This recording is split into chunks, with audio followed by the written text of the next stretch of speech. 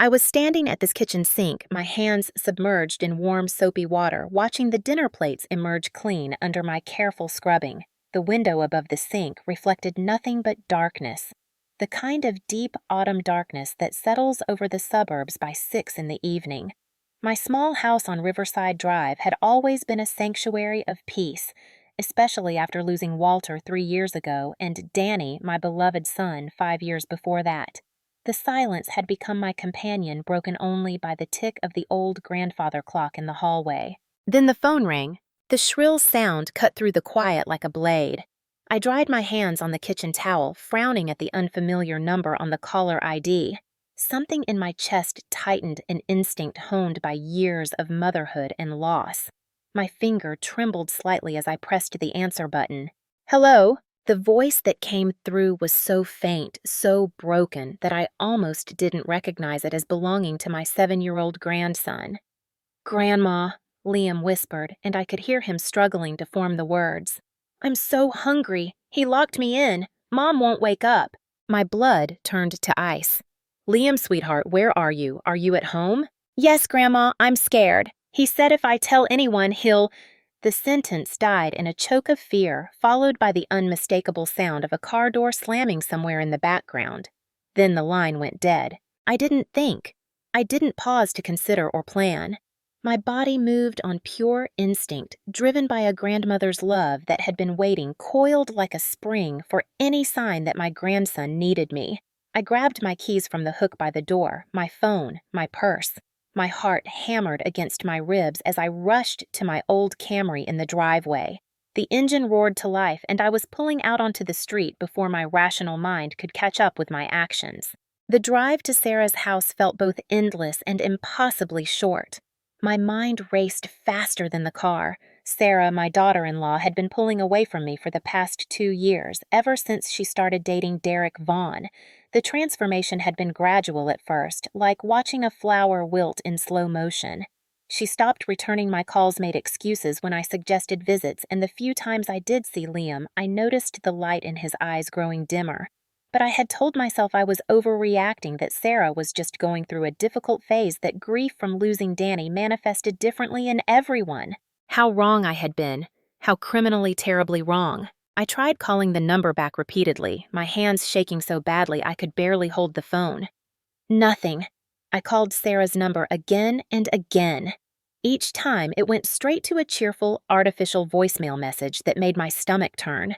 The normalcy of that recorded voice, the fake happiness in it, felt like a mockery of whatever nightmare was unfolding in that house. My memories flickered like a damaged film reel as I drove through the dark streets.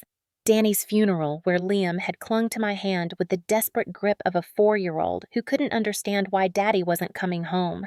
The way Sarah had wept until she had no tears left, until she became hollow. Then Walter's heart attack, so sudden it felt like the universe was punishing me for daring to love. I had survived those losses by channeling everything into being there for Liam, my last connection to Danny, my reason to keep going. And then Derek had arrived like a toxin seeping into our lives. At first, Sarah seemed happy again. I was relieved. But that relief curdled into worry as months passed. Sarah stopped bringing Liam to visit. When I called, she was always busy, always had an excuse. The last time I had seen them 6 months ago, Derek had answered the door, his eyes cold and dismissive. "Sarah's not feeling well," he had said, blocking my view of the house interior. "Maybe next time." The door had closed in my face before I could protest. I should have done more. I should have pushed harder. I should have called someone, anyone. The guilt gnawed at me as I gripped the steering wheel tighter, pressing down on the accelerator. 45 minutes after that terrifying phone call, I pulled up outside 247 Pine Street. The house loomed before me, a decrepit 2-story structure that seemed to sag under its own weight. Most of the windows were dark, but a sickly yellow light seeped through the kitchen window at the side of the house. The front yard was overgrown, littered with what looked like car parts and trash bags that had split open, spilling their contents onto the dead grass. I approached the front door and knocked loudly, urgently. "Sarah, Liam, it's Judith." My voice sounded too loud in the quiet night, too desperate. I waited, my breath coming in short gasps. Nothing. I knocked again, pounded really, my fist aching from the force. Still, nothing. Something inside me snapped. This wasn't a time for politeness or proper procedure. My grandson was in danger. I circled around to the back of the house, my shoes crunching on broken concrete and weeds. Through the kitchen window, I could see the interior, a chaotic mess of beer bottles, overflowing ashtrays, and dirty dishes piled high in the sink. The floor was sticky with spilled liquids I didn't want to identify. I didn't hesitate. I bent down and picked up a large rock from what had once been a garden bed. The weight of it felt significant in my hand, solid and real. I raised it and brought it down against the window with every ounce of strength I possessed. The glass shattered with a sound that echoed through the night, sharp and final. Shards rained down onto the kitchen counter and floor. I used the rock to clear away the remaining jagged pieces from the frame, barely noticing when a piece sliced across my palm, leaving a thin line of blood.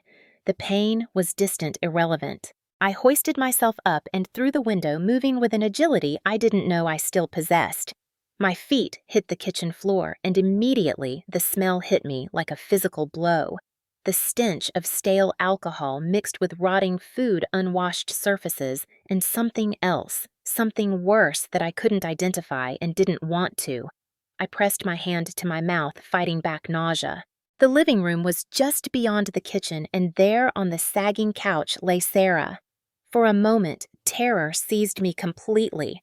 Was she dead? But then I saw her chest rising and falling slow and steady. I moved closer, the floorboards creaking under my weight. Her face was slack, peaceful, almost in the way that only deep unconsciousness could achieve. The reek of alcohol emanated from her like a cloud. Empty wine bottles lay on the floor beside the couch. I reached down and checked her pulse. It was there, weak but steady. Then I heard it, a sound that made my heart shatter into pieces. The soft, hiccuping sobs of a child coming from upstairs. I ran. I took those stairs 2 at a time, my 68-year-old joints screaming in protest, my lungs burning. Blood from my cut hand left smears on the banister. The hallway upstairs was dark, but I could see a line of light under one of the doors. As I got closer, I saw what stopped me cold. The door had an external bolt lock, the kind you'd use on a shed or a storage room. A padlock hung from it, securing it shut. My hands shook as I fumbled with the lock. It wasn't secured properly, just looped through, but not clicked shut as if Derek had been in a hurry. I wrenched it free, the metal scraping against metal with a sound that made me wince. I threw the bolt back and pushed open the door. The room was dark except for the faint glow of a nightlight plugged into the wall. As my eyes adjusted, the scene before me branded itself into my memory forever. The room was bare, stripped of everything except a thin mattress on the floor and a small, huddled figure. Liam sat in the corner, his knees drawn up to his chest, his arms wrapped around them. He was so thin. His face was gaunt, his eyes huge in his skull, dark circles beneath them like bruises. His clothes hung off his frame like they were 3 sizes too big. In his arms, he clutched a battered baseball cap, the one Danny used to wear. "Grandma," he whispered, and the word held such relief, such desperate hope, that I felt my heart break completely. "You came. You really came." I was across that room in an instant, dropping to my knees beside him, pulling him into my arms. He felt like nothing, like holding a bird with hollow bones. I could feel every one of his ribs through his thin t-shirt. He was trembling, his whole body shaking like a leaf in a storm. "I've got you, baby," I whispered into his hair, which was matted and dirty. "I've got you. You're safe now. I promise you're safe." He clung to me with surprising strength for someone so weakened, his small hands fisting in my sweater. "He locks me in every night," Liam whispered against my shoulder, his voice breaking. "He says I'm bad. He says I eat too much. Mom, she just sleeps. She won't wake up no matter how loud I call." The words tumbled out of him in a desperate rush, as if he'd been holding them in for so long they had to escape all at once. "Mrs. Foster next door, she gives me crackers sometimes when I can sneak out during the day. But he found out, and he said if I tell anyone he'll hurt Mom. He said no one would believe me anyway." Rage, pure and incandescent, flooded through me. It was a feeling so intense, so all-consuming, that for a moment I couldn't see, couldn't think. When I could speak again, my voice was steady, controlled. "Can you walk, sweetheart?" "I think so." I helped him to his feet, supporting most of his weight. He swayed slightly dizzy from standing too quickly, from malnourishment, from everything. I picked him up and he weighed nothing, absolutely nothing. A 7-year-old boy should weigh 50 to 55 pounds. Liam felt like he weighed barely 40. I was carrying him toward the stairs when I heard the front door crash open. "Who the hell is in my house?" Derek's voice boomed from below, slurred and furious. "Who broke my goddamn window?" I held Liam tighter and continued down the stairs. Derek stood at the bottom, swaying slightly. He was a big man over 6 feet with a beer gut and arms thick from manual labor. His face was flushed red with alcohol and anger. When he saw me, his eyes narrowed dangerously. "You," he snarled. "You're that bitch grandmother. What the hell do you think you're doing in my house?" I didn't flinch. I had faced down the death of my son, the death of my husband, and the slow death of my own future. I had nothing left to fear from a drunk bully. "I'm taking my grandson to safety." "The hell you are. Put him down. He's got a mother. She's right there." He gestured vaguely toward the couch where Sarah remained unconscious. "His mother," I said, my voice sharp as broken glass, "is passed out drunk. My grandson called me because you locked him in a room and starved him." "He's a liar. Kid makes up stories for attention." I adjusted Liam in my arms. He had buried his face against my neck, and I could feel tears soaking through my sweater. With my free hand, I pulled out my phone and dialed 911. Putting it on speaker. 911, what's your emergency?" "My name is Judith Morrison. I'm at 247 Pine Street. I need police and an ambulance immediately. My 7-year-old grandson has been locked in a room and denied food. His mother is unconscious from alcohol. There is an intoxicated man here threatening me." My voice was calm, clear, each word precisely enunciated. Derek lunged forward, but I stepped back, keeping the stairs between us. "You can't do this," he shouted. "This is my house, my family." "Ma'am, are you in immediate danger?" the dispatcher asked. "Yes." "Officers are on the way. Stay on the line with me." Derek was swearing now, a stream of profanity and threats, but he didn't come closer. Perhaps even in his drunken state, he realized that assaulting an elderly woman while on the phone with 911 would be the final nail in his coffin. He paced back and forth at the bottom of the stairs like a caged animal, running his hands through his greasy hair. The police arrived within 8 minutes. To me, it felt like hours. I stood on those stairs holding Liam, listening to Derek's increasingly desperate rants, waiting. When I heard the siren's relief flooded through me so intensely, I nearly collapsed. 2 officers burst through the front door, hands on their weapons. "Police, everyone remain calm." One officer, a woman in her 30s with sharp eyes and a no-nonsense demeanor, took in the scene immediately. Her nameplate read, "Officer Harper." She looked at Derek, then at me holding Liam, then at Sarah on the couch. Her jaw tightened. "Sir, step away from the stairs," she commanded Derek. Her partner, a younger male officer, moved to check on Sarah. Derek tried to protest, tried to explain, but his words were too slurred, too incoherent. When Officer Harper approached him, he made the mistake of shoving her arm away. That was all she needed. Within seconds, he was face down on the floor being handcuffed, reading his rights. The paramedics arrived moments later. One team immediately went to Sarah, checking her vitals, trying to rouse her. The other team came to me. "Ma'am, is this the child?" I nodded, unable to speak past the lump in my throat. I gently transferred Liam into the paramedic's arms. He reached back for me, panic in his eyes. "Grandma, don't leave me!" "I'm right here, baby. I'm coming with you. I won't leave you, I promise." I turned to Officer Harper.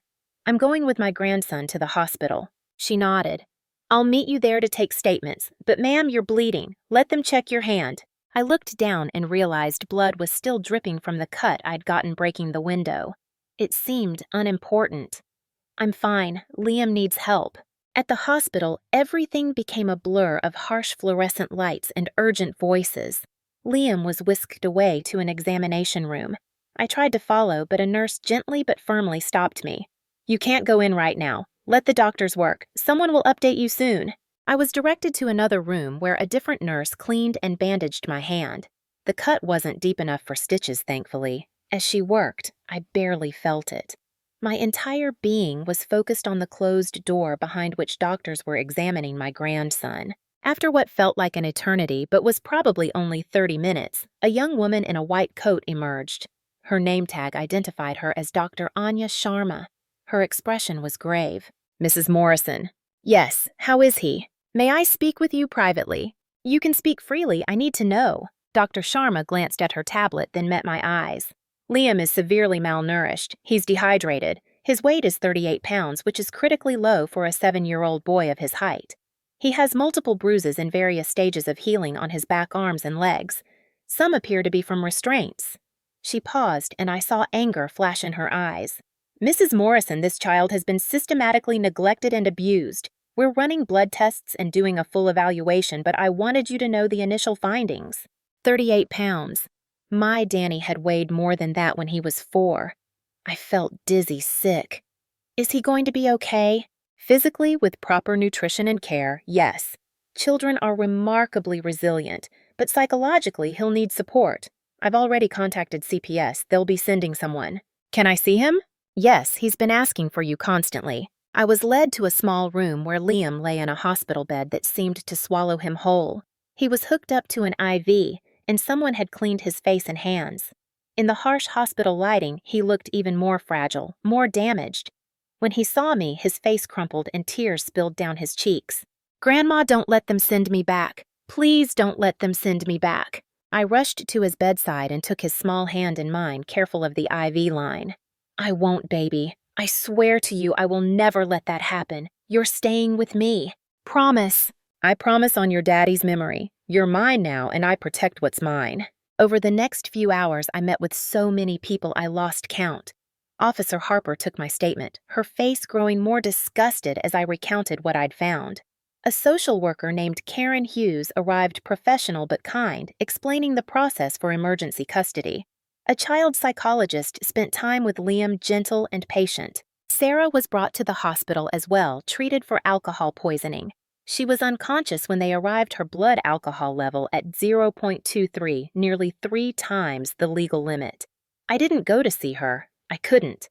The woman I had once known, the woman Danny had loved, had become someone I no longer recognized. By 3 in the morning, the immediate crisis had passed. Liam was stable, sleeping fitfully with me sitting beside his bed, refusing to leave. Karen Hughes returned with paperwork. Mrs. Morrison, based on the severity of this situation and Liam's explicit wishes to remain with you, we're granting emergency custody effective immediately. There will be a hearing in 72 hours to determine temporary custody arrangements and eventually a full custody hearing. Are you prepared for this? More than prepared, I said firmly. This is my grandson. This is my son's child. I will do whatever it takes. She nodded, a small smile of approval on her tired face. I believe you will. The next morning, I took Liam home to Riverside Drive. He looked around my small house with wonder, as if seeing it for the first time, though he'd been there many times as a younger child. It smells nice here, he whispered, like cookies and clean. Over the following days, I watched Liam slowly begin to relax, though calling it healing would be premature. The first night he woke screaming at 2 in the morning, convinced Derek was coming for him. I held him until the trembling stopped singing the lullabies I used to sing to Danny. The second night, I found him sitting in the kitchen at midnight, a piece of bread clutched in his hands, tears streaming down his face. I'm sorry, Grandma. I know I shouldn't take food without asking. Please don't lock me up. My heart shattered all over again. Baby, this is your home. You can eat whenever you're hungry. You never ever have to ask permission for food. Do you understand? I knelt down to his level, making sure he could see my eyes, see the truth in them. There are no locks on your bedroom door. There never will be. You're safe here. It took 3 more nights of finding him hoarding crackers under his pillow before he began to believe me. The first custody hearing came quickly. I hired Patricia Dunn, a family law attorney with a reputation for being brilliant and absolutely ruthless when protecting children. She was in her 50s with steel gray hair and eyes that could cut through lies like a scalpel. Our first meeting was in her downtown office, all dark wood and leather chairs. Mrs. Morrison, she said, settling behind her massive desk. I'm going to be honest with you. The courts generally favor reunification with biological parents. It's a cornerstone of family law.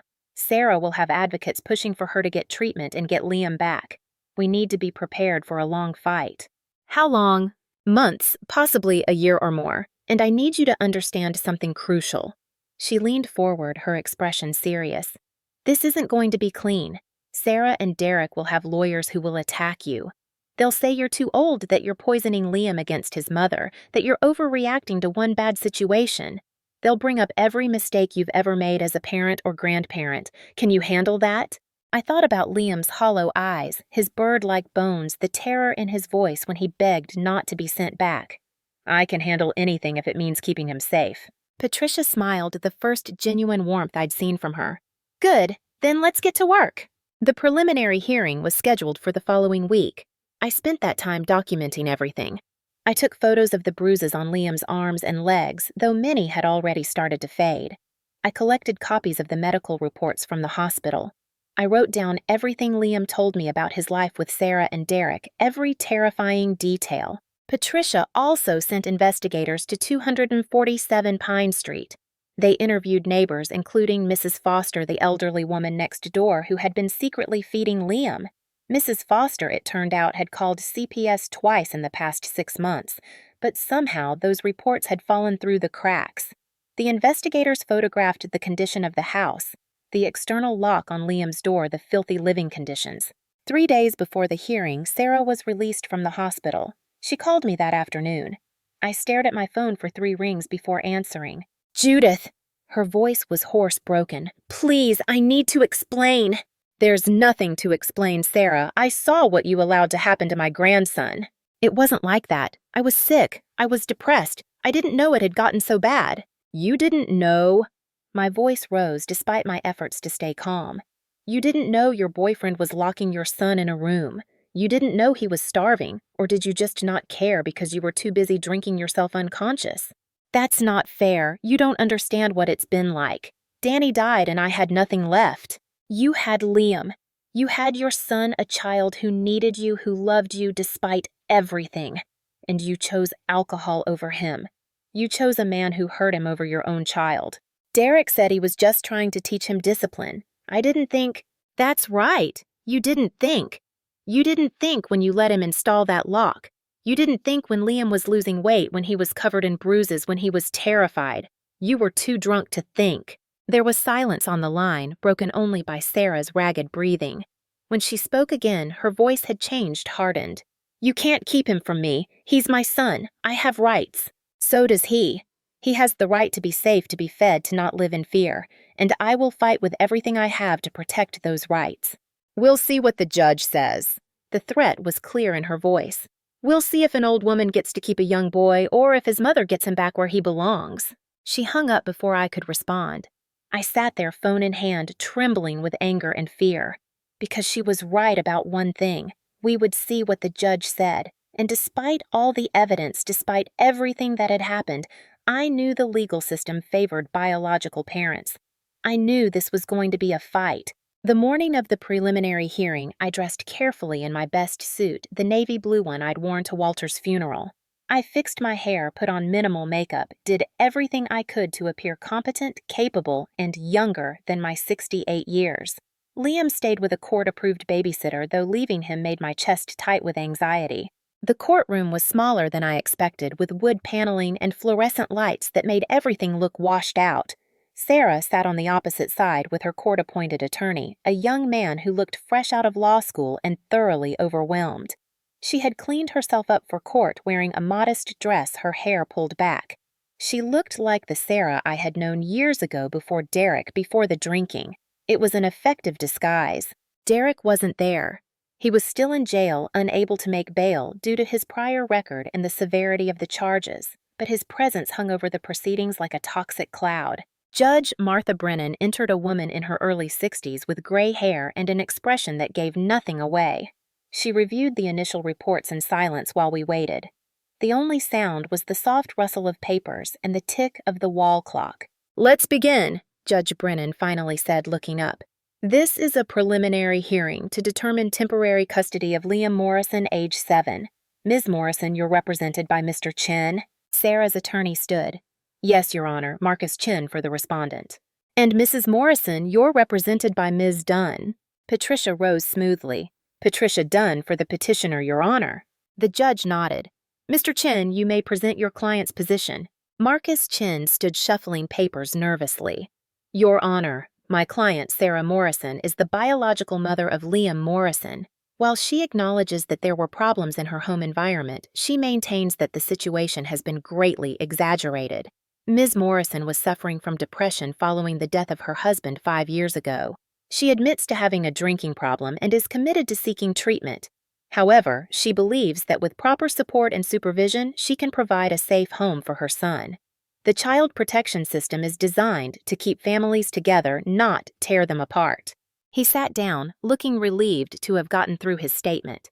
Patricia didn't move her expression neutral. She was waiting, letting Chin make his case before she destroyed it. Ms. Dunn, the judge prompted. Patricia stood, and suddenly the energy in the room changed. Your Honor, Mr. Chin speaks of keeping families together. I agree that should be the goal when families are safe and functional. But this case is not about an imperfect parent having a bad day. This is about systematic long-term abuse and neglect of a child. She opened her folder and began laying out photographs on the table where the judge could see them.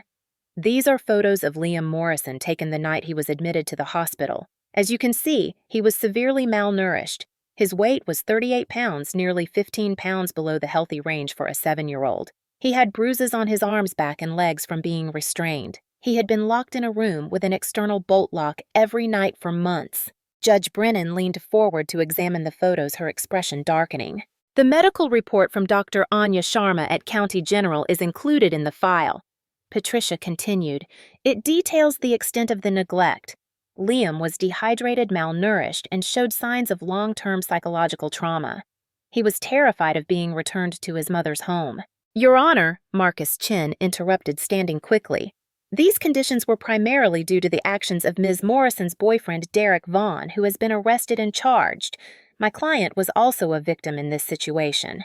A victim who was passed out drunk when her child was locked in a room starving, Patricia shot back. A victim who had a blood alcohol level of 0.23 when she was brought to the hospital. A victim who, according to medical records, had been treated for alcohol-related issues 3 times in the past year. She pulled out more documents. I have statements from neighbors who report hearing a child crying at night. I have a statement from Eleanor Foster, who lives next door, who says she found Liam sneaking into her yard on multiple occasions begging for food. Mrs. Foster called Child Protective Services twice, but somehow those reports were not properly investigated. Judge Brennan's jaw tightened. That's disturbing. It is, Your Honor, and it speaks to why this child needs immediate protection. His mother failed to protect him. The system failed to protect him. The only person who acted to save him was his grandmother, Judith Morrison, who is now seeking temporary custody. What is Mrs. Morrison's situation? The judge asked. Mrs. Morrison is 68 years old, in good health, with a stable home and fixed income from her late husband's pension and Social Security. She has no criminal record, no history of substance abuse, and a strong relationship with Liam. She is willing and able to provide a safe, nurturing environment while Ms. Morrison seeks treatment. Marcus Chin stood again. Your Honor, Mrs. Morrison's age is a concern. She's asking to take custody of a young boy who will need care and supervision for the next 11 years until he's 18. Will she be physically able to care for an active teenager? Will she live that long? I felt a flash of anger at his words, but Patricia remained calm. Mr. Chin is engaging in age discrimination, Patricia said coolly. Mrs. Morrison's physician has provided a letter attesting to her good health. She is mentally sharp, physically capable, and emotionally committed. The question is not whether she might face health issues in a decade. The question is whether Liam is safe now, and the evidence is clear that he is not safe with his mother and was nearly killed under her care. That's inflammatory language, Chin protested. It's accurate language, Patricia countered. A child who weighs 38 pounds at age 7 is at risk of dying from malnutrition. That is a medical fact. Judge Brennan held up her hand. That's enough. I want to hear from Ms. Morrison herself. Ms. Morrison, please take the stand. Sarah walked to the witness stand, her movements careful, controlled. She was sworn in and sat down, her hands folded in her lap. Ms. Morrison, Judge Brennan began, tell me about your relationship with your son. I love Liam more than anything, Sarah said, her voice steady but emotional. He's my whole world. After Danny died, he was all I had left. I know I made mistakes. I know I let my grief and my depression get the better of me. But I'm ready to change. I'm ready to get help and be the mother he deserves." "What about Derek Vaughn?" Sarah's expression hardened. "Derek lied to me. He told me he was just trying to help, trying to teach Liam discipline. I didn't know about the lock. I didn't know he was hurting Liam." "You didn't know your child's bedroom door had an external lock installed." I was sleeping a lot. I was depressed." "Or drunk," Patricia interjected. "Ms. Dunn," the judge warned, "you'll have your chance for cross-examination." Patricia sat back, but the point was made. Judge Brennan continued her questioning, and with each answer, Sarah's story became less believable. She claimed she didn't know, didn't see, didn't realize. The more she talked, the more it became clear that she had been willfully blind to what was happening in her own home. When Patricia stood for cross-examination, she was merciless. "Ms. Morrison, how much do you drink on an average day?" "I don't know, maybe a glass or two of wine." "A glass or two." According to the police report from the night of November 12th, officers found 17 empty wine bottles in your home. 17, and that was just what was visible. How do you explain that? "Derek drinks too. Those weren't all mine." "Let's talk about Derek. When did you start dating him?" "About 2 years ago." "And when did you notice changes in Liam's behavior?" Sarah hesitated. "I don't remember exactly." "You don't remember when your son started losing weight, when he became withdrawn and fearful, when he stopped wanting to go home after school. Things were stressful. I thought he was just acting out." Patricia pulled out another document. "I have a report here from Liam's school. His teacher noted in March of this year, 8 months ago, that Liam appeared thin and tired, that his grades were dropping, and that he seemed frightened. She recommended a meeting with you. Did you attend that meeting?" "I don't think so. I don't remember." "You don't remember because you were drunk or because you simply didn't care." "Objection!" Marcus Chin jumped to his feet. "That's argumentative." "Sustained," Judge Brennan said. "Ms. Dunn, rephrase." "Ms. Morrison, why didn't you attend the meeting the school requested?" "I must have missed it." The questioning continued, each answer digging Sarah's hole deeper. Patricia established a pattern of neglect, of willful blindness, of choosing Derek and alcohol over Liam's well-being. By the time Patricia sat down, Sarah was in tears, and even Marcus Chin looked defeated. Then it was my turn. I walked to the stand on legs that felt weak, but I held my head high.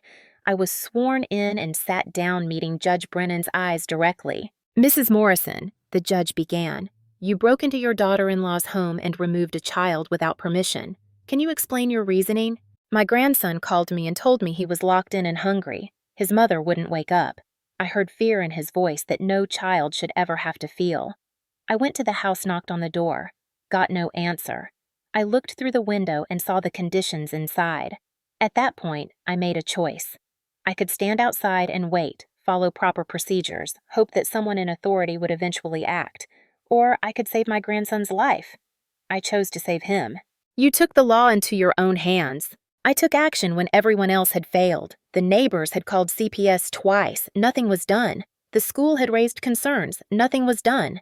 That child was dying, Your Honor, and I was the only one who cared enough to act.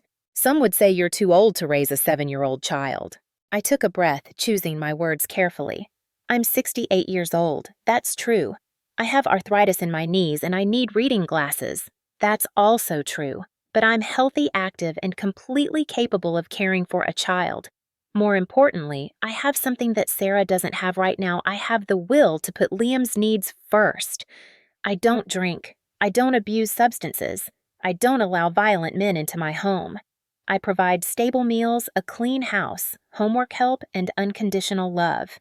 If the question is whether I can physically keep up with a 7-year-old, the answer is yes. If the question is whether I'll still be alive when he graduates high school, I don't know. None of us know our future. But I do know that Liam has a future with me, and he was losing that future every day he stayed where he was." Judge Brennan studied me for a long moment. "Mr. Chin, your cross-examination." Marcus Chin approached cautiously. "Mrs. Morrison, do you work?" "I'm retired." "How do you support yourself?" "I receive my late husband's pension and Social Security. I own my home free and clear." "And you think that's enough to support a growing child?"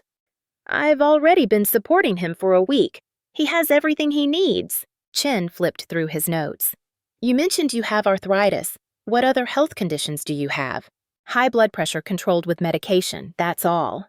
What if you have a medical emergency? What if you fall and break a hip? What happens to Liam then? Then I'll make arrangements. I have friends, neighbors, resources. But what happened to Liam when his mother had a medical emergency, meaning her alcohol addiction? He was locked in a room and starved. I'll take my arthritis over her alcoholism any day. Chin tried a few more angles, but nothing stuck. I was prepared Patricia had coached me well, and most importantly, I was telling the truth. When he sat down, he looked frustrated. Judge Brennan took a moment to review her notes. The courtroom was silent tension thick in the air. Finally, she spoke. This is a difficult case, but the decision is not difficult. Based on the evidence presented, I am granting temporary custody of Liam Morrison to Judith Morrison for a period of 6 months. During this time, Mr. Derek Vaughn is prohibited from any contact with the minor child. Ms. Sarah Morrison may request supervised visitation after she completes a substance abuse evaluation and follows any recommended treatment. She must also submit to random drug and alcohol tests. A full custody hearing will be scheduled at the end of the 6-month period to determine permanent placement. The gavel came down with a sharp crack. Sarah burst into tears, her sobs echoing through the small courtroom. Marcus Chin put a hand on her shoulder, speaking to her in low tones. Patricia gathered her papers calmly, professionally, but I saw satisfaction in her eyes. As I walked out of the courtroom, Sarah called after me. Judith, please don't do this. He's my son. I stopped, turned to face her. Then start acting like his mother. Get help. Get sober. Prove you can put him first, but until then, stay away from us. Outside, Patricia walked me to my car. That went well, she said. But Mrs. Morrison, I need you to understand that this is just the beginning. Sarah has 6 months to get her act together. If she does, the judge at the permanent hearing might rule in her favor. We need to document everything. Keep records of Liam's progress, his therapy sessions, his medical appointments. Keep a journal of your interactions with Sarah. We need to build an ironclad case. I will, I promised. And there's something else. Patricia's expression grew serious. Derek's lawyer is going to try to separate his actions from Sarah's. They'll argue that she was also a victim, that with Derek out of the picture, she can be a good mother. We need to be ready for that argument. I nodded, feeling the weight of the battle ahead. But when I got home and saw Liam playing in the living room with the new Lego set I'd bought him, when I saw the smile on his face, I knew it was worth it. Every fight, every hearing, every sleepless night. He was worth all of it. The weeks that followed established a new rhythm. I enrolled Liam in weekly therapy with a child psychologist named Dr. Michael Chin, who specialized in trauma. The first few sessions were difficult. Liam didn't want to talk, didn't want to remember. But Dr. Chin was patient, using play therapy and art to help Liam process what had happened. At home, we developed routines. Breakfast at 7, school at 8:15, homework after school dinner at 6, bath time at 7:30. Bedtime at 8 with story time. Structure, Dr. Chin said, was crucial for traumatized children. Knowing what to expect, having consistency, helped them feel safe. But there were setbacks. 2 weeks after the hearing, I came home from grocery shopping to find Liam sitting in the pantry surrounded by crackers, cookies, and canned goods. He was crying, his small body shaking with sobs. Liam, baby, what's wrong? I'm sorry, Grandma. I know I'm not supposed to take food. But what if you change your mind? What if you decide I eat too much and lock me up too? I pulled him out of the pantry and held him rocking back and forth. Listen to me very carefully. I will never, ever lock you up. I will never deny you food. This pantry is yours. This kitchen is yours. This whole house is yours. If you're hungry at 2 a.m, you come down here and you eat. Do you understand? You don't have to hide. You don't have to hoard. You're safe here. It took weeks more before he stopped hiding food in his room, before he truly believed that meals would keep coming, that I wouldn't change my mind about loving him. The nightmares were another challenge. Most nights around 2 or 3 in the morning, I would hear him screaming. I would rush to his room to find him tangled in his sheets, calling for help. He's coming! He's locking the door! Grandma, help! I would hold him, turn on all the lights, show him the room, show him the door with no lock. You're safe. Derek is in jail. He can't get to you. I'm right here. Gradually, over weeks and months, the nightmares became less frequent. Dr. Chen said that was normal, that healing wasn't linear. There would be good days and bad days, progress and setbacks. The physical healing was faster. With regular meals and proper nutrition, Liam gained weight steadily. After 1 month, he was up to 45 pounds. After 2 months, 50 pounds. His face filled out the dark circles under his eyes, faded, his hair grew shiny and healthy. He looked like a different child. Dr. Sharma monitored his progress closely, pleased with how quickly his body was recovering. "Children are resilient," she told me at one appointment. "His body wants to heal. You're giving him what he needs." But it was the psychological healing that took longer, that was messier and more complicated. And it was about to get more complicated still. 6 weeks after the preliminary hearing, I received a call from Patricia. "We have a problem," she said without preamble. "Derek's brother has hired a high-powered attorney. His name is Robert Maxwell. He's expensive, experienced, and he's going to come at us hard." What does Derek's brother have to do with this? Apparently, Derek's brother Thomas Vaughn is wealthy, made his money in real estate. He's convinced that Derek is innocent, that you and Sarah are both overreacting, and he's putting up the money to fight the charges and the custody arrangement. But Derek was arrested. There's evidence. Evidence that will be challenged and reinterpreted. Maxwell is good at creating reasonable doubt. And here's the thing, Judith. If Derek gets the charges reduced or dismissed, it undermines our entire case. We've been arguing that Liam needs protection from Derek. If a court says Derek isn't a threat, then what's our argument for keeping Liam from Sarah? Fear gripped my chest. What do? We prepare, we document everything, and we hope that the criminal case against Derek is strong enough to hold up. That night, I barely slept. The thought that Derek might escape justice, might even somehow get access to Liam again, was unbearable. But I was learning that the legal system didn't always deliver justice. Sometimes it delivered technicalities and loopholes. The next complication came from an unexpected source. 2 months after I took custody of Liam, I received a call from Karen Hughes, the social worker. "Mrs. Morrison, I need to inform you that Sarah has completed an intensive outpatient rehab program. She's been sober for 60 days and is requesting supervised visitation with Liam." My stomach dropped. "Already?" "She's met the requirements set by the judge. She completed the program and has passed 3 random drug tests. Legally, we have to allow supervised visitation." "What about Liam? What does he want?" "That's something you'll need to discuss with him. But, Mrs. Morrison, I want to be clear. This is supervised visitation only. The visits will take place at a family center with a trained supervisor present. Sarah will not be allowed to take Liam anywhere. This is just an opportunity for them to reconnect in a safe environment." I agreed because I had no choice legally. But that evening, when I sat Liam down to tell him, his reaction was immediate and visceral. "No." He backed away from me, his eyes wide with fear. "No, Grandma, please don't make me see her. Please." "Baby, it's just a visit. It's in a safe place with other people there. Your mom won't be able to hurt you." She didn't stop him. She let him do it. She was always asleep and I would cry, and she never came. His voice broke. "I don't want to see her." I pulled him into my arms. Okay, we don't have to do this. I'll talk to the social worker." But when I called Karen back, her response was firm. "Mrs. Morrison, the court ordered supervised visitation if Sarah meets certain criteria. She's met them.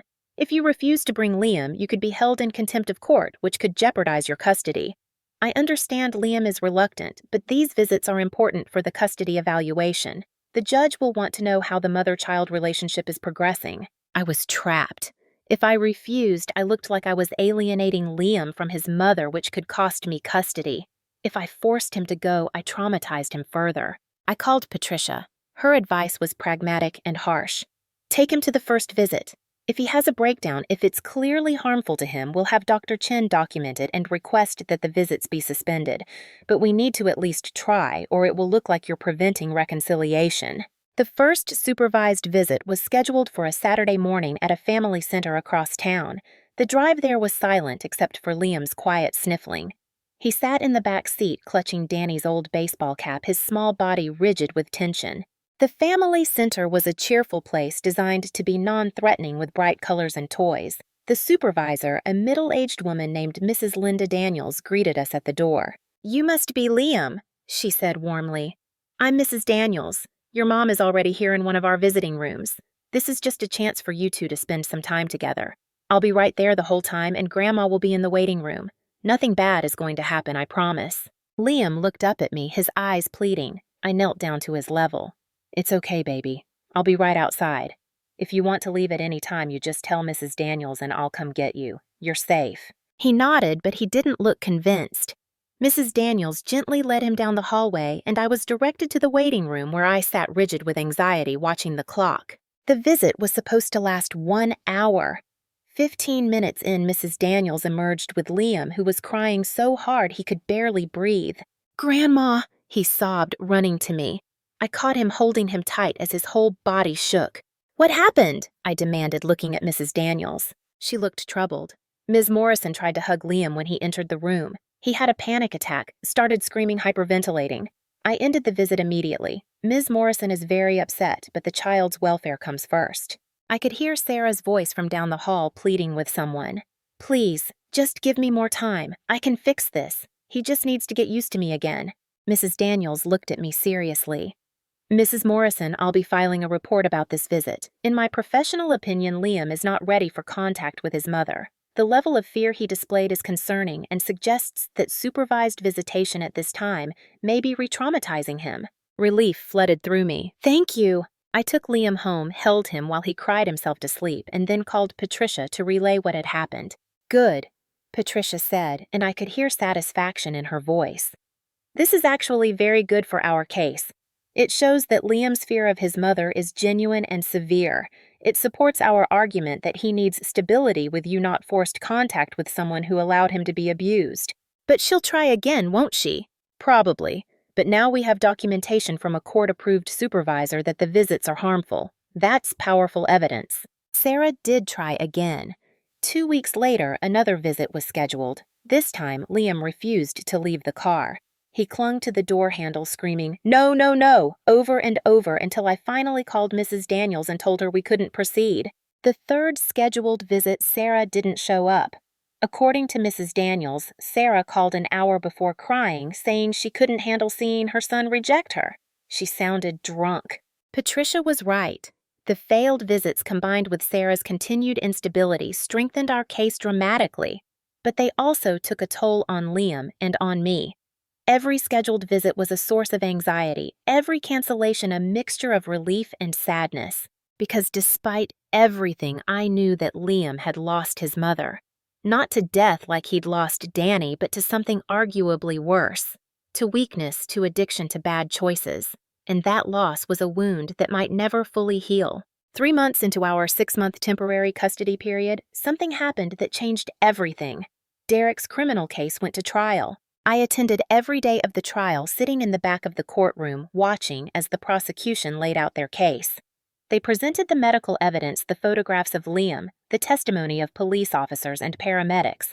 Dr. Sharma testified about Liam's condition. Mrs. Foster testified about finding Liam begging for food. Then Derek took the stand in his own defense, which his attorney Robert Maxwell presented as a narrative of a man trying to help a troubled child with firm discipline. "Liam was out of control," Derek said, his voice steady, rehearsed. "Sarah couldn't handle him. The boy was disrespectful, wouldn't follow rules, was constantly lying and stealing food. I tried to teach him structure consequences. The lock on his door was for his own safety. He would wander at night, and I was worried he'd hurt himself." "And the weight loss?" the prosecutor asked on cross-examination. "How do you explain a child losing 15 pounds? The boy refused to eat. We offered him food. He chose not to eat it. We couldn't force-feed him." It was a lie, a blatant, disgusting lie, but Robert Maxwell had coached him well. Derek appeared calm, reasonable, almost sympathetic. He painted himself as a man who had tried to help, who had been misunderstood. The jury deliberated for 2 days. When they returned, the verdict hit me like a physical blow. Guilty on 1 count of child endangerment, a misdemeanor. Not guilty on the felony charges of child abuse, false imprisonment, and assault. Derek was sentenced to 18 months in county jail with the possibility of early release for good behavior. He could be out in 9 months. I sat in that courtroom numb with shock and rage. 9 months. He had starved and terrorized a child for over a year, and he would serve less than a year in jail. Outside the courthouse, Patricia tried to prepare me for what this meant. The good news is he was convicted of something. The bad news is that the jury didn't believe the abuse was as severe as we presented it. That's going to impact the custody case. How? Sarah's attorney will argue that if a jury found the abuse wasn't that bad, then maybe the situation wasn't bad enough to permanently separate a mother from her child. They'll say Sarah was also a victim of Derek, that with him gone, she can be a good mother. But she's still drinking. We'll need to prove that, and we'll need to prove that even without Derek, she's not capable of caring for Liam. As we approached the 5-month mark, things accelerated. Sarah completed another rehab program, this one residential and 30 days long. She passed more drug tests. She started attending AA meetings regularly and got a sponsor. She moved out of the house on Pine Street and into a small apartment on the other side of town. She got a job as a cashier at a grocery store. On paper, she was doing everything right, and that terrified me, because the permanent custody hearing was scheduled for the end of the 6th month, and Sarah now had a narrative of redemption. The broken mother who had hit rock bottom and clawed her way back, who had been led astray by a bad man, but was now clean and ready to reclaim her son. Patricia and I spent weeks preparing for the final hearing. We gathered evidence of Liam's progress with me, report cards showing improved grades, therapy notes from Dr. Chin documenting his healing and his continued fear of his mother, medical records showing his healthy weight gain, statements from his teachers about his improved behavior and happiness. We also gathered evidence of Sarah's continued instability. While she was attending AA meetings, her attendance was sporadic. While she had a job, she'd already been late multiple times. While she claimed to be sober, there were questions. One of Patricia's investigators had seen her at a bar 2 weeks prior, though there was no proof she had been drinking. But the most powerful evidence we had was Liam himself. At Patricia's recommendation, Dr. Chin had conducted a formal evaluation of Liam's preferences and psychological state. His report was unequivocal. Liam had a strong, healthy attachment to his grandmother. He exhibited severe anxiety at the thought of returning to his mother's care. He was thriving in his current placement, and any disruption would be psychologically harmful. The night before the final hearing, I couldn't sleep. I sat in Liam's room watching him sleep peacefully, his face relaxed in a way it never had been in those first weeks. He had gained 21 pounds. He was healthy, happy, doing well in school. He had friends. He laughed. He played. He was a child again. But tomorrow, a judge would decide whether he stayed with me or went back to Sarah. And despite all our evidence, despite everything we had done, I knew the law favored biological parents. I knew that Sarah's redemption story was compelling. I knew that this could go either way. The morning of the final custody hearing arrived cold and gray, the January sky threatening snow. I dressed Liam in the new clothes I'd bought him, navy blue pants and a light blue button-down shirt. He looked so grown up, so different from the skeletal child I'd carried out of that house 6 months ago. "Do I have to go?" he asked as I helped him with his tie. "Yes, baby, the judge needs to hear from you." His face paled. "What if she makes me go back to Mom?" I knelt down, taking his hands in mine. "I'm going to fight as hard as I can to keep you with me. But Liam, I need you to be brave today. I need you to tell the judge the truth about how you feel, about what you remember, about what you want. Can you do that?" He nodded, but his eyes were bright with unshed tears. "I'm scared, Grandma." "So am I, baby, but we're going to do this together." The courtroom was packed when we arrived. Sarah sat on one side with Marcus Chin, but she also had Robert Maxwell now. Derek's brother, Thomas Vaughn, had apparently decided to fund Sarah's legal defense as well. The message was clear. The Vaughn family had resources, and they were willing to use them. Patricia sat with me on the other side, her expression calm and confident, though I knew she was as nervous as I was. Behind us sat Mrs. Foster, Dr. Chin, and several of Liam's teachers who had agreed to testify if needed. Judge Brennan entered, and the room stood. This was it, the moment that would determine Liam's future. "Let's begin," the judge said, settling into her chair. "This is the final hearing to determine permanent custody of Liam Morrison. I've reviewed all the submitted documents, including the social worker reports, the therapy evaluations, medical records, and statements from both parties. Today, I want to hear from the parties themselves and from Liam if he's willing to speak." Robert Maxwell stood first. He was everything Patricia had described, polished, silver-haired, with a voice like honey. "Your Honor, this case has been presented as a simple matter of good versus evil. but the reality is far more nuanced. My client, Sarah Morrison, is not a monster. She's a grieving widow who fell into depression and substance abuse. She made mistakes, serious mistakes, but she has worked incredibly hard to correct them. He pulled out a folder. In the past 6 months, Sarah has completed 2 rehabilitation programs, attended over 50 AA meetings, passed 12 random drug tests, found stable employment, and secured appropriate housing. She has done everything the court and society could ask of her. She has shown true remorse and true change. He paused for effect. On the other side, we have Judith Morrison, a 68-year-old woman who, while well-meaning, is simply not equipped to raise a young boy long-term. Liam is 7 now. He'll be a teenager in 6 years. He'll need sports activities energy that Mrs. Morrison, due to her age, will struggle to provide. More importantly, he needs his mother.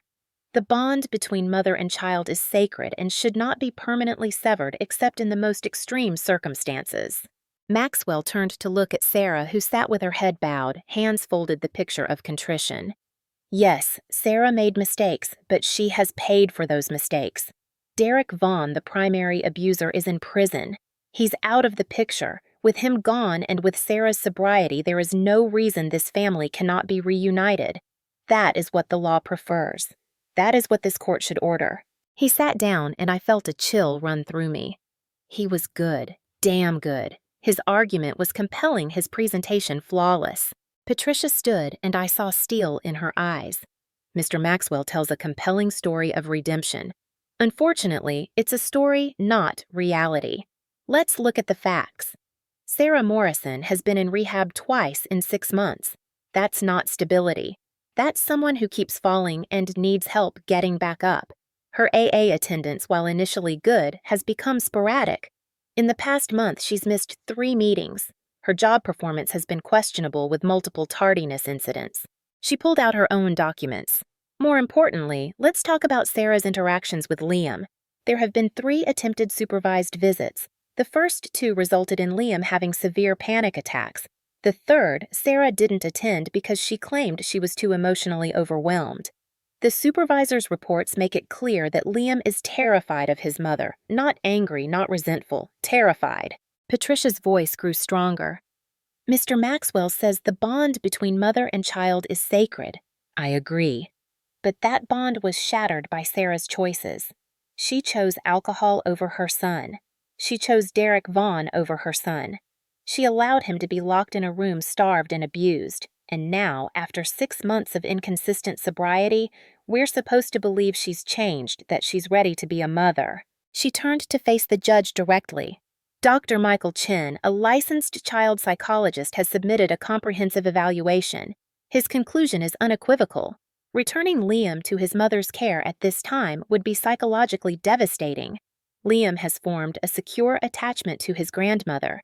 He is thriving in her care. He is healthy, happy, doing well in school. Why would we disrupt that for an experiment to see if Sarah can maintain her sobriety? Patricia sat down, and I realized I had been holding my breath. Judge Brennan looked at both attorneys. I want to hear from both women. Ms. Morrison, please take the stand. Sarah walked to the witness stand, her movements careful. She wore a simple dress, minimal makeup, looked younger than her 34 years. When she was sworn in and sat down, she folded her hands in her lap and looked at the judge with an expression of earnest hope. Ms. Morrison, Judge Brennan began, tell me why you believe Liam should be returned to your care. Sarah's eyes filled with tears, but her voice was steady. Because I'm his mother, Your Honor. Because I love him more than anything in this world. Because I know I failed him terribly, and I'm so sorry. But I've changed. I've done everything asked of me. I've been sober for 6 months. I have a job, an apartment, a sponsor. I'm in therapy working through my grief and my addiction. I'm ready to be the mother Liam deserves. What about Derek Vaughn? Sarah's expression darkened. Derek lied to me. He manipulated me. He isolated me from my family and convinced me that his way of disciplining Liam was normal. I was drunk so much of the time I didn't see how bad it had gotten. But I see it now. And Derek is in prison. He'll never be part of our lives again. But you allowed him to hurt your son. I did. Sarah's voice broke. I did, and I will never forgive myself for that. But I was sick, Your Honor. Addiction is a disease. I wasn't in my right mind. I'm not making excuses. I'm just asking for a chance to make things right, to be the mother I should have been all along. It was a good performance, and I hated that I thought of it as a performance, because maybe it was real. Maybe Sarah really had changed, but 6 months wasn't enough time to know for sure. Patricia approached for cross-examination. Ms. Morrison, you say you've been sober for 6 months, is that correct? Yes. And you've passed all your drug tests? Yes. How many AA meetings do you attend per week? I try for 3 or 4. According to the attendance records we've obtained, you've missed 3 meetings in the past 4 weeks. Why? I had to work. I couldn't get the time off. But your sponsor recommended daily meetings for the first year of sobriety, didn't she? Yes, but I have to work to pay my bills. Patricia pulled out a document. Your job is as a cashier at Green Valley Market. According to their records, you've been late 6 times in the past 2 months. Can you explain that? Sarah's composure slipped. I overslept a few times. I've been having trouble sleeping. Have you been drinking? No. Then why the trouble sleeping? It's stress. This whole situation is stressful. So let me make sure I understand. You're struggling to get to work on time. You're missing your recovery meetings. You're stressed and not sleeping well, and you think you're ready to take on the full-time responsibility of raising a 7-year-old child. I can do it. I know I can. How you're barely managing your own life. How will you manage a child's needs as well? I'll figure it out. I'm his mother. Patricia leaned forward. Ms. Morrison, do you know how much Liam weighed when he was brought to the hospital? Sarah looked down. 38 pounds. And do you know what he weighs now? I don't know exactly. 59 pounds. He's gained 21 pounds in 6 months under his grandmother's care. He's healthy, thriving, excelling in school. Why should we risk that progress by returning him to someone who has consistently demonstrated instability? Because he's my son, Sarah said, her voice rising. Because I love him. Because families should be together. Even if being together hurts the child. Objection, Maxwell said, standing. Argumentative. Withdrawn, Patricia said, sitting down. She didn't need to push further. The point was made. Then it was my turn. I walked to the witness stand on shaking legs, but once I was sworn in and seated, a strange calm came over me. This was my last chance to fight for Liam. I would not waste it. Mrs. Morrison, Judge Brennan began, you're asking this court to grant you permanent custody of your grandson, effectively terminating his mother's parental rights. That's a serious request. Tell me why I should grant it. I took a breath and spoke from the heart. Your Honor, I'm not asking you to punish Sarah. I'm asking you to protect Liam. 6 months ago, that child was dying, not metaphorically, medically, physically dying from neglect and abuse. He weighed 38 pounds. He was covered in bruises. He was terrified. He had given up hope that anyone would save him. I paused, making sure my words were clear. I saved him, not because I'm a perfect guardian, but because I love him absolutely, and I will always, always put his needs first. In 6 months, he has gained weight, healed physically, started healing emotionally. He's doing well in school. He has friends. He laughs. He's a child again. But most importantly, he feels safe. And you don't believe he would feel safe with his mother. I know he wouldn't. You've seen the reports from the supervised visits. Liam is terrified of Sarah. Not because I've poisoned him against her, but because she failed to protect him when he needed her most. Children don't forget that kind of betrayal. Judge Brennan leaned forward. But don't you think with time and therapy that relationship could heal? Maybe, I conceded. Maybe in years with Sarah maintaining sobriety and Liam getting extensive therapy, they could have some kind of relationship. But that's not the question before you today. The question is whether Liam should be returned to Sarah's custody now, after only 6 months of sobriety. And my answer is absolutely not. It's too soon. It's too risky. And the cost of being wrong is a child's life and well-being. Maxwell stood for cross-examination and I braced myself. Mrs. Morrison, you're 68 years old, correct? Yes. And Liam is 7, which means he'll be 18 in 11 years when you're 79. Do you really think you'll be capable of caring for a teenager at that age? I don't know what I'll be capable of at 79, Mr. Maxwell. None of us know our future health, but I know that I'm capable now. I know that Liam needs stability now. I know that he needs someone who will put his needs first now. And I'm that person. But what about his future needs, sports, social activities, college preparation? Those are expensive and demanding. I have resources. My late husband left me well provided for. I can afford whatever Liam needs. Can you afford college? We'll figure it out. There are scholarships, financial aid, and yes, I have some savings. But Mr. Maxwell, we're not talking about college. We're talking about whether a 7-year-old should be returned to a mother who allowed him to be starved and abused. Let's not lose sight of what's actually at stake here. What's at stake is a mother's right to her child. What's at stake is a child's right to safety, and I'll choose the child's rights over the parent's rights every single time. Maxwell tried a few more approaches attacking my age, my health, even suggesting that I was too emotionally involved to see clearly.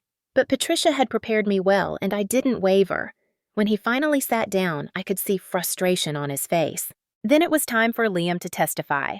Judge Brennan had the option of interviewing him privately in her chambers, and I prayed she would choose that option rather than making him testify in open court. She did. "We'll take a 15-minute recess," she announced. "I'll meet with Liam privately along with Dr. Chen and the attorneys from both sides. Mrs. Morrison, you'll wait here." Those 15 minutes felt like 15 hours. I sat in the courtroom, hands clasped so tightly, my knuckles were white, praying that Liam would be strong enough to tell the truth, that the judge would listen. When they finally returned, Liam's eyes were red from crying, but he walked straight to me and climbed into my lap, something he hadn't done in public in weeks. I held him tight, whispering reassurances while Judge Brennan settled back behind her bench. Her expression was unreadable as she looked out at the courtroom. "I've spoken with Liam at length. I've heard his account of what happened in his mother's home.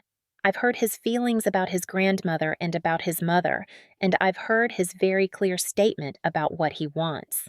She paused, looking down at her notes. "This has been one of the most difficult cases I've presided over.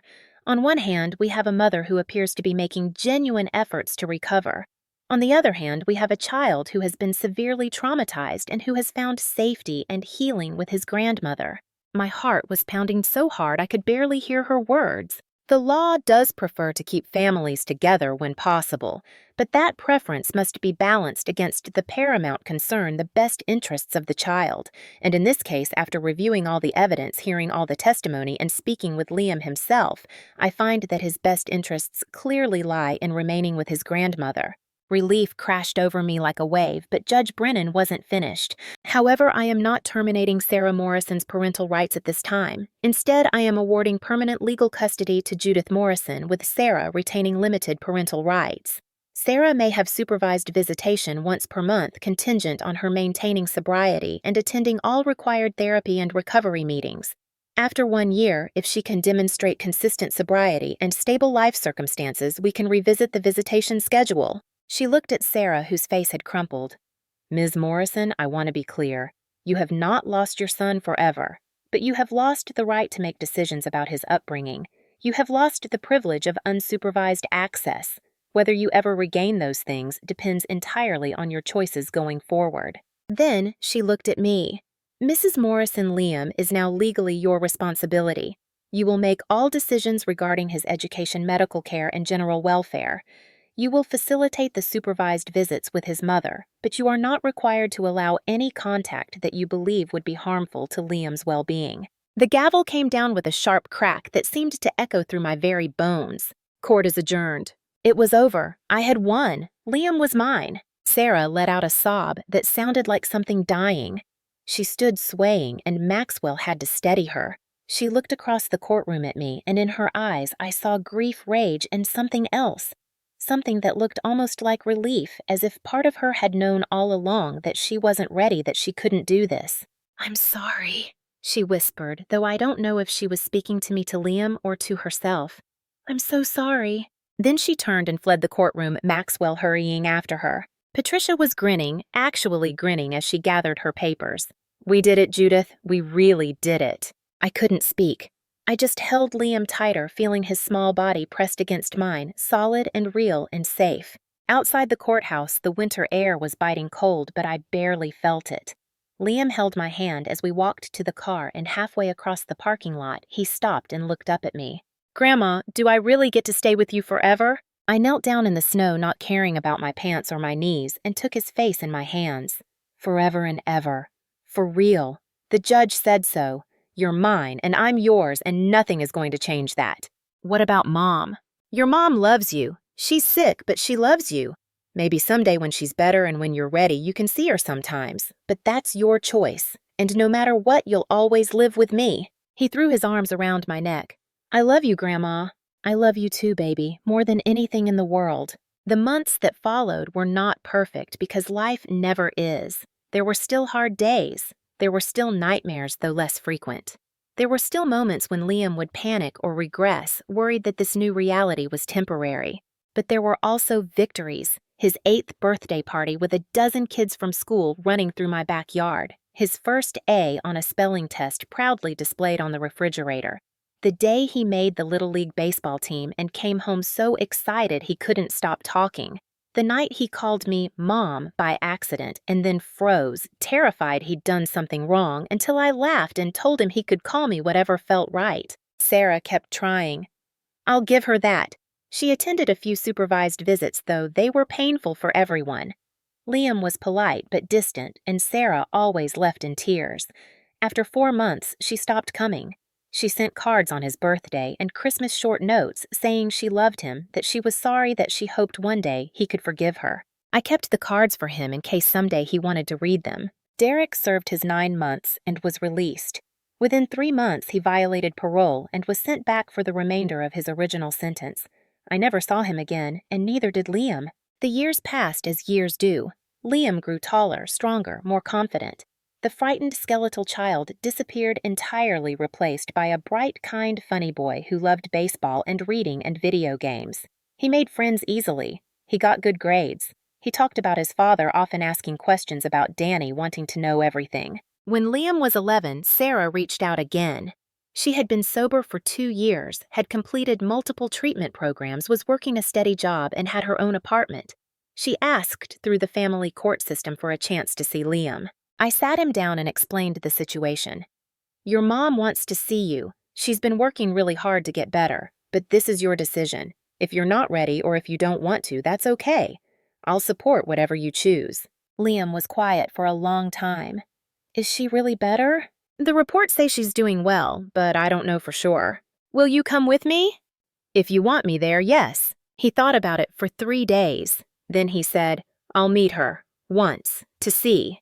The meeting was arranged at a neutral location, a park, on a sunny Saturday afternoon. Sarah was already there when we arrived, sitting on a bench, looking nervous. She had changed in the 4 years since I'd seen her. She looked healthier, more grounded, more like the woman Danny had married. When she saw Liam, she stood, and I saw hope and fear war on her face. Hi, Liam, she said softly. Hi, he replied, standing close to me. They talked for 20 minutes while I sat on a nearby bench, close enough to intervene if needed, but far enough to give them space. I couldn't hear what they said, but I watched their body language. Liam remained guarded, but he didn't panic. Sarah cried at one point, but quietly. When the time was up, they hugged briefly, awkwardly. In the car on the way home, Liam was quiet. Finally, he said, She said she's sorry, that she knows she can't fix what happened, but she wants to try to be part of my life if I'll let her. And what do you think? I don't know yet. Maybe we could meet again sometime. Not to live with her or anything, just to talk. That's very mature of you. He looked out the window. She's my mom. I don't remember the good times, but you've told me stories. I think Dad would want me to give her a chance, a small chance. And so began a new chapter 1, where Sarah was in Liam's life, but on his terms. They met every few months, supervised at first by me, then eventually just the 2 of them. The relationship was nothing like mother and son, more like distant relatives who were getting to know each other. But it was something, and Sarah seemed grateful for even that small connection. When Liam turned 15, he was tall, athletic, confident, doing well in school, with plans to try for a baseball scholarship to college.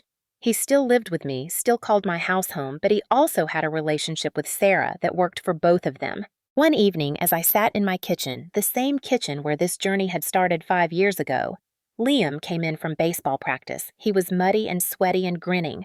Hey, Grandma, what's for dinner? I looked at him, this young man who had been a broken, frightened child, and felt overwhelming gratitude. Whatever you want, kiddo. He grabbed a cookie from the jar I always kept filled. You know I was thinking. I want to write my college essay about you, about how you saved me. Oh, Liam, you don't have to do that. I want to because it's true. You did save me. You broke through a window and you fought judges and lawyers and everyone else to keep me safe. You changed my whole life. I felt tears sting my eyes. You changed mine too, baby. He hugged me, and I marveled at how he was now taller than me when just a few years ago he had been so small I could carry him. I love you, Grandma. I love you too. Now as I sit in my kitchen watching Liam, now 15 years old, tall and strong and confident doing his homework at the table where I once stood washing dishes on that terrible night, I think about everything that has happened. The fear, the fight, the pain, the triumph. I think about how one phone call changed everything. How one decision to not look away, to not let fear or uncertainty stop me, saved a life. Liam looks up from his algebra textbook and catches me watching him. What? He asks, smiling. Nothing, I say, just thinking how lucky I am. Grandma, I'm the lucky one. He says it matter-of-factly the way teenagers do when they're stating obvious truths. We're both lucky, I concede. He grins and goes back to his homework. I turn back to the window, to the darkness outside that no longer frightens me. I am 68 years old when this story begins, but I am 73 years old now as I tell it. I am still here, still healthy, still caring for my grandson, though at 15 he needs less care and more guidance. I will be here for his high school graduation. I will be here to help him choose a college, to teach him to drive, to give him advice about his first heartbreak. I will be here because I chose to be. Because when that phone call came, I didn't hesitate. I didn't doubt. I didn't let fear of what might happen stop me from doing what had to be done. And if I have any message, any lesson learned from this long, hard, beautiful journey, it is this. Love is not passive. Love is not gentle when gentleness enables harm. Love is fierce. Love is action. Love is breaking through windows when necessary, fighting in courtrooms, standing up to judges and lawyers and anyone else who stands between you and the person you're meant to protect. Love is knowing that you're not too old, too tired, too anything to fight for what matters. And Liam matters. He always has. He always will. That's what I learned the night the phone rang. That's what I proved in every day that followed, and that's what I'll keep proving for as long as I draw breath. Because I am Judith Morrison. I am a grandmother, a mother, a fighter, and I protect what's mine.